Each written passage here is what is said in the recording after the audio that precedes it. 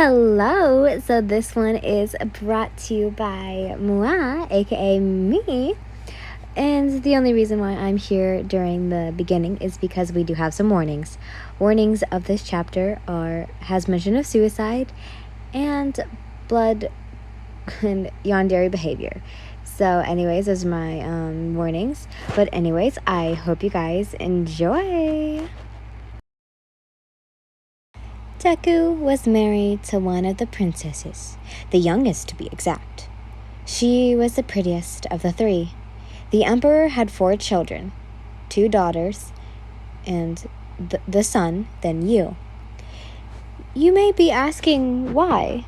Why is Deku marrying you? Well, he was a war hero.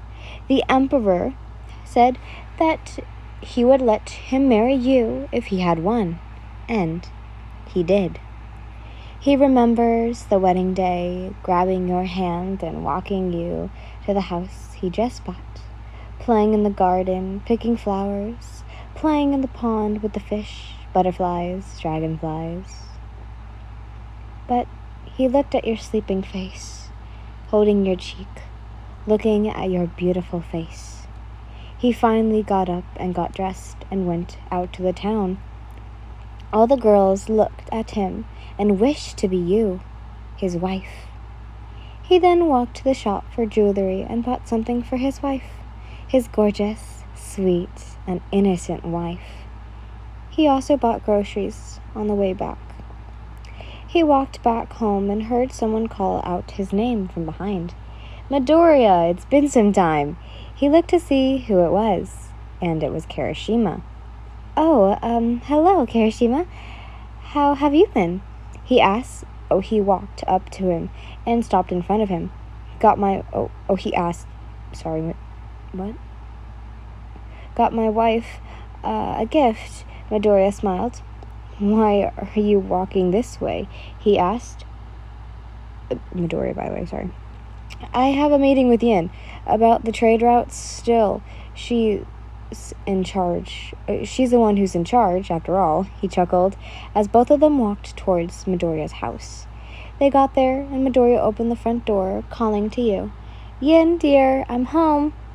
They both took off their shoes, hearing you walk to him. "Hello, welcome back. Oh, Kirishima, it's great to see you again. Why have you come to visit?" you asked as Midoriya went to stand next to you. "See, I've come to talk about the trade routes," he said, and slightly bowed. "Oh, then come in. Come on, Midoriya," you spoke, walking into the house more, Kirishima following you. Izuku only glared at his back.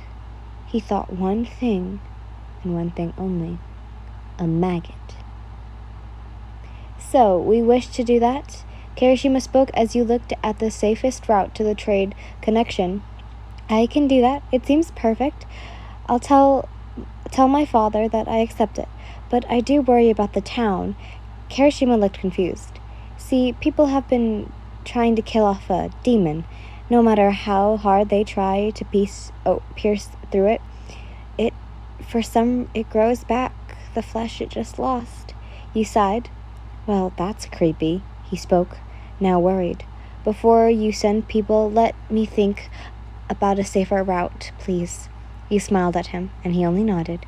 "Thank you, Yin. Then that will be, oh my god. I'll be on my way." He bowed and got up, walking out of the house. You picked up the tea and you sipped it. Sorry if you don't like tea, by the way. "Yin, how was it?" He smiled. Izuku. As he walked into the room, you giggled. "Well, it is good for making the empire richer, which can be used to build more. But the quickest route is through that town." You sighed, putting your teacup down. Deku sat by you and kissed your cheek. "Sir, did you get the ingredients for supper?" a maid asked as she walked into the room. "Oh yes, it's at the front. Let me get it," he said, getting up and walking to the front door. You smiled. He was so kind to others, except to people who have hurted others. The tea take out your throat. What? Hold up. The tea slipped down your throat. Then you set the tea cup down and coughed in your hand. You looking at your hand, and blood was on it. You were shocked. Deku then walked in and looked at you, confused. Your eyes fluttered closed and fell down onto the table. Deku rushed towards you, noticing you had been poisoned.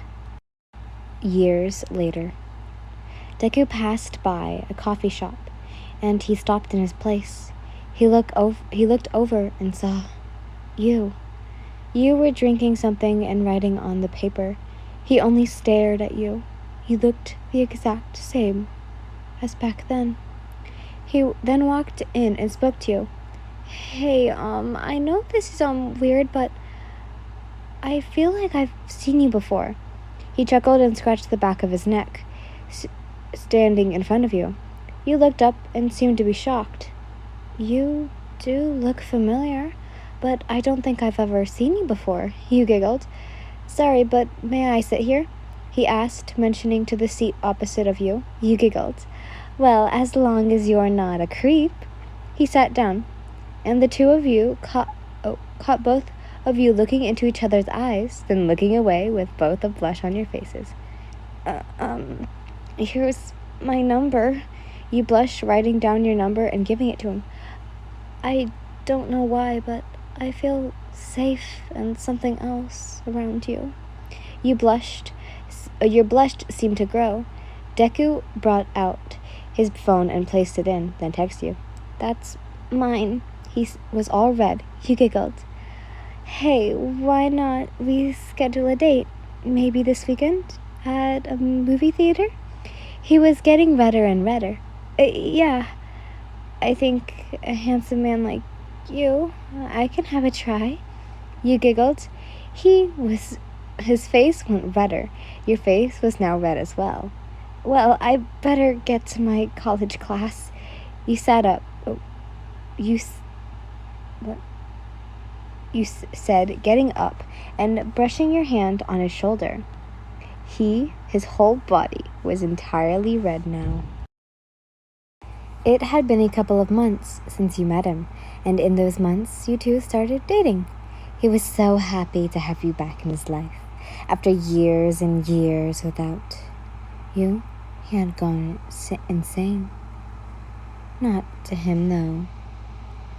Everyone who talked to you, they were maggots. If they touched you, they were maggots. If they thought about you, they were maggots.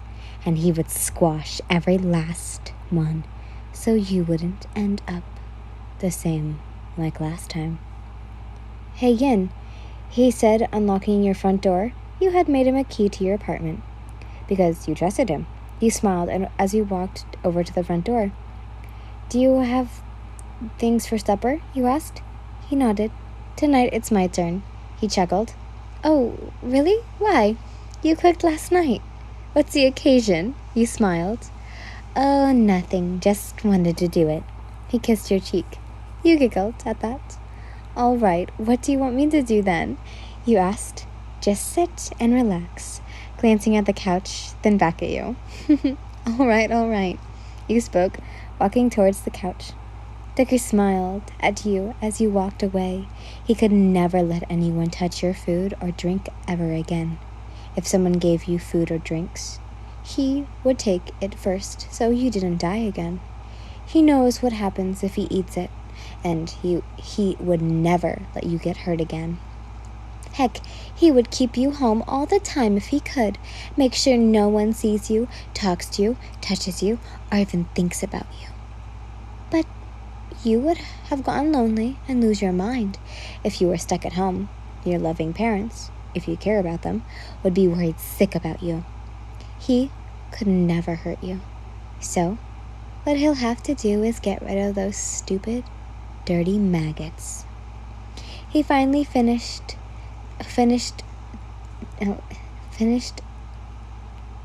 cooking the meal. Sorry if you guys are vegans. Cooking the meat. He finally finished the meat he just cooked. sorry for you vegans, that they were everyone that they were everyone that talked to you because he found you again. Yin, I'm done with your supper. I'll bring it out to you, he said as he dished up the curry he made, trying a little bite out of his and yours, making sure nothing had happened while he was cooking. He walked towards where you could be, and he found you sleeping. Oh, my beloved Yin, you're so pretty. He smiled, sitting down next to you and placing the plates down and cuddling you. You felt so warm. After you had died, his body became cold. Now, though, he was back to being warm with you here now. The phone rang out. He got up and walked to see who it was, just so you didn't wake up. He would be mad at himself if you were to wake up. He took the phone to his ear. Hello? Who is this? He asked. Oh, you must be Izuku Midoriya. Am I right? Yin talks about you all the time, someone said over the phone. Oh, shit. I didn't tell you who I am. I'm Toga, one of her coworkers. This made Deku's blood boil. The last person who worked for you killed himself after your death. He loved you so much, and that's why he did it. And he was not going to allow another one to love you except him. Oh, she has never said anything about you, he lied. Oh, really? I thought she said you told her about me.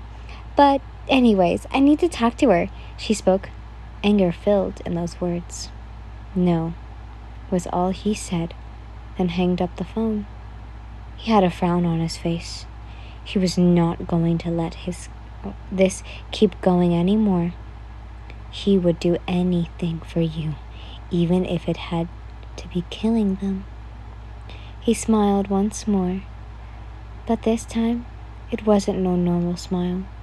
He walked up to you and sat right next to you, making sure you were as close as could be. And he made up his mind. No more of you leaving this house. No more leaving him.